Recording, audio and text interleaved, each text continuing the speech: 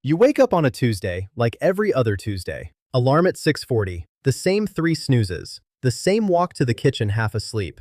You don't know yet that this is the day. You make coffee. You check your phone the way you always do. Email first, then the group chat, then, almost as an afterthought, the finance app you've had open in some tab of your brain for the last 6 years. The number says $1,003,412. You read it twice. You put the phone down. You pick it back up and read it a third time, because some part of you assumed there would be a moment, an alert, a notification, something external that marked the occasion the way a birthday does. There isn't. There's just a number on a screen that looks exactly like it did yesterday, except one digit has shifted into a category you spent a decade imagining would feel like an arrival. You wait for the feeling. You stand in your kitchen for a few extra seconds, coffee cooling, waiting for whatever you thought $1,000,000 was supposed to feel like. Relief, maybe. Triumph. The sense that some invisible ceiling had finally lifted off the room. None of it comes. What comes instead is almost nothing. A flatness that catches you off guard more than any emotion would have.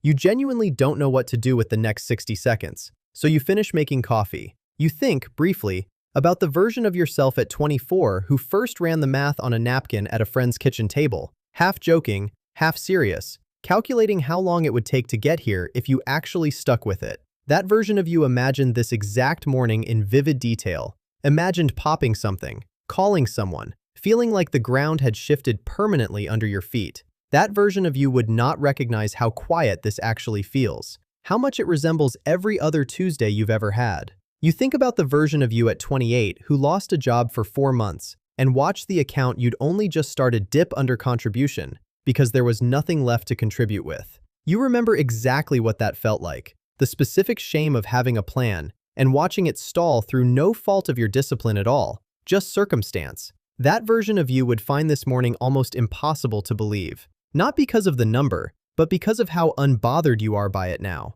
You go to work. This is the part nobody prepares you for. You still have a meeting at 9:30 that you're mildly dreading. You still answer an email from someone who has no idea what just happened in your bank account. And it wouldn't change how they talk to you even if they did. You sit through the meeting and contribute exactly the way you would have contributed yesterday, because the number sitting behind an app on your phone has no bearing on whether the quarterly numbers you're presenting are actually good. A coworker complains about a late invoice from a client, and you nod along, genuinely invested in the problem, because the problem is still real, the job still matters. The number in the app changes none of that. You sit in traffic on the way home the same way you did yesterday, when you were, technically, not yet a millionaire. The car doesn't know. The traffic doesn't know. Nothing about the actual texture of your day has shifted, and you spend the drive turning that over because some part of you expected the world to feel different once you crossed the number, and instead, you're just a person who now owns a slightly larger number than they did this time yesterday.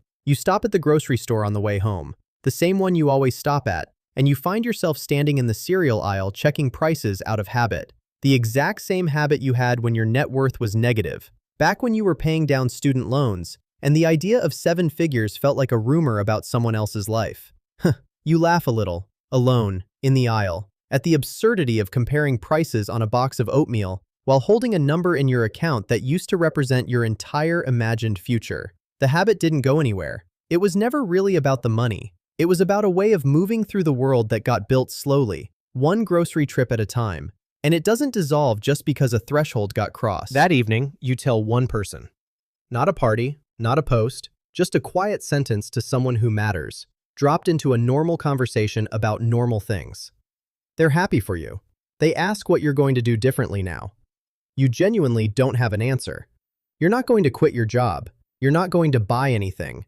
The honest answer is that you're going to do exactly what you did yesterday, which is the same thing you did the day before that. The same automated transfer, the same unglamorous discipline that got you here in the first place. Because that discipline was never a means to an ending. It was the whole strategy, and the strategy doesn't stop just because a milestone got crossed. You lie in bed that night, turning it over one more time. You think about the version of you from years ago who thought this number was a finish line, who pictured a different life waiting on the other side of it. A version of yourself that felt settled in some fundamental way that the current version doesn't feel at all. You realize, lying there, that the number was never going to do that work for you. It was never going to hand you peace, or confidence, or a settled sense of who you are. Those things, if you have them at all, came from somewhere else, built slowly over the same years the money was building. And they would exist whether the account said $999,000 or $1,003,412 or 10 times that. The number was just tracking something. It was never the something. You think, too, about how strange it is that the version of you who will look back on tonight from further down the road will probably feel exactly the same way about whatever number comes next. 2 million will likely feel like this. 5 million probably will too. There may not be a number that ever produces the feeling you were promised, because the feeling was never stored in the number to begin with. It was stored in the version of you that became capable of sitting still for a decade, saying no to things that didn't matter, and trusting a process that offered you no proof it was working until, suddenly, all at once, it did. You fall asleep before you fully resolve the thought. The next morning, the alarm goes off at 6:40. You hit snooze 3 times. You make coffee. You don't check the app first thing, which surprises you a little. Somewhere around your second cup, you remember, almost like recalling a dream, that yesterday you crossed into 7 figures, and today it simply doesn't occupy the space you assumed it would. The milestone has already folded itself into the background of an ordinary week, filed next to 100 other ordinary weeks that got you here, indistinguishable from any of them except for the number sitting quietly behind an app icon, doing exactly what it's always done, which is grow, whether you're watching it or not. Somewhere out there, someone just opened a brokerage account for the first time with $500, imagining that $1 million will feel like the sky opening. It won't. But they'll keep going anyway, because by the time they find that out, the habit will already be the only part that ever actually mattered.